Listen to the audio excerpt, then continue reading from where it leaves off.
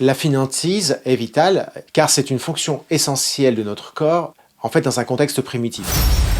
Mais aujourd'hui, 200 000 ans après, nous en gardons l'héritage. Alors cette fainéantise, donc ce programme intérieur, nous permettait de ne pas dépenser notre énergie et nos fonctions cognitives, musculaires, nerveuses, sans de bonnes raisons, car les ressources alimentaires étaient limitées, donc en fait notre source d'énergie. Et ça dans un contexte primitif, donc avec beaucoup d'incertitudes, à tout moment, nous pouvions nous mettre à batailler, migrer ou chasser. Ainsi, dans une logique raisonnée, nous économisions car nous devions prévoir de faire face à ces situations nécessaires à la survie. Se battre, chasser, fuir. Mais 200 000 ans plus tard, pour beaucoup d'entre nous, nous ne sommes pas limités en ressources nutritives essentielles. Et nous ne devons pas tous les jours chasser et se battre avec des Vikings ou des Anglois ou encore fuir pendant plusieurs jours. Donc on arrive aux limites de l'intérêt de cette logique, de ce programme, d'économie.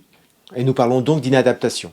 Car à force de ne pas dépenser notre énergie, à force de ne pas utiliser nos outils, nos organes, le corps s'adapte et diminue de lui-même ses capacités et ses réserves.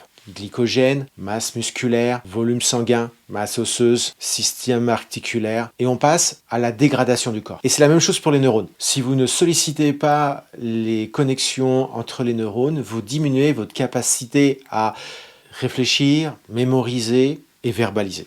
Car le corps s'adapte à ce que vous faites dans un sens comme dans un autre. Si vous avez des questions, des remarques, n'hésitez pas. Merci et ciao.